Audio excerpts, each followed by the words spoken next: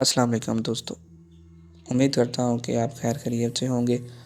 अल्लाह ताला आपको सेहत वाली ज़िंदगी अता करे और अल्लाह ताला आपको कभी किसी का मोहताज ना करे।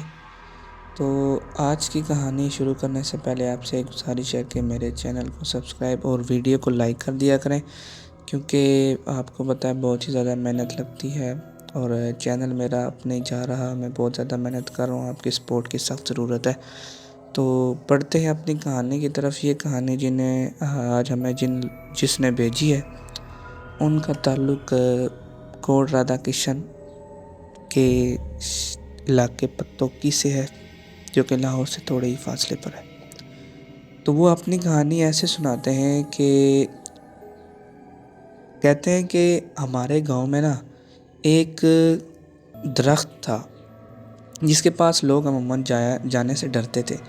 तो खेतें थी बहुत सारी वहाँ पर, और वहाँ पर एक बात मशहूर थी कि जब कोई रात को बंदा अकेला जाता था उस दरख्त के पास, खेतें थी, वो खेतों के दरमियान पे वो दरख्त लगा हुआ था।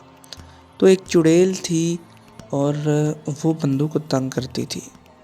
वो इस तरह तंग करती थी कि कभी दरख्त से गुजरते वक्त उसको चीख मार के डराना, उसके पीछे लपकना और अजीब से जानवरों की शक्ल इख्तियार कर लेना, कभी बकरी, कभी खरगोश और कभी भैंस की शक्ल।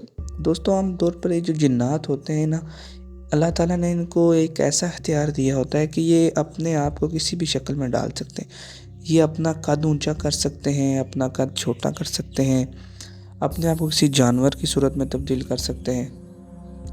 तो वो कहते हैं कि उनके जो वालिद साहब थे उनके साथ भी, और एक दफ़ा वो जो भाई साहब है जिन्होंने हमें ये अपनी कहानी भेजी, उनके साथ भी कहते हैं कि अक्सर ऐसा होता था कि गर्मियों के दिन होते थे और हमें ये डर होता था कहीं ये जो सूअर है ये हमारी खेती को तबाह करके ना चले जाए। ऐसा होता था ना कि वहाँ पर सूअर घूमते थे और वो जगह जगह खेत खाते थे और काफ़ी नुकसान होता था। तो कहते हैं कि मैं वहाँ पर निगरानी के लिए जाता था, तो दरख्त के नीचे से जब हम गुजरते थे तो कभी दरख्त की टहनियाँ हमारे सरों पे लगती थी और कभी ऊंची ऊंची आवाज़ें आती थी चीख की।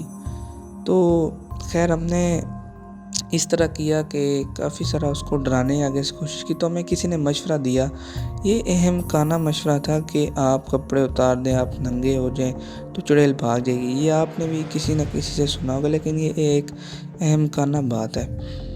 तो कहते हैं कि फिर इसके बाद हमने दो बंदों ने हमने जाना शुरू कर दिया ताकि कोई नुकसान ना पहुंचा दे। और फिर जब हमने देखा कि ये बाज नहीं आ रही चुड़ैल अपनी हरकतों से, तो कहते हैं कि फिर हमने एक किसी दूर दराज के इलाके का कोई बाबा था, कोई बुज़ुर्ग थे, उन्होंने कोई दम वगैरह किया। हम वहाँ पे आए, उन्होंने कोई वहाँ पे चिल्ले काटे और तब जाके उसके असरात ख़त्म हुए, क्योंकि वहाँ पर खेत थे और लोगों का अक्सर दिन को भी जानना होता था और रात को भी, तो वो अमूमन इस तरह तंग करती थी।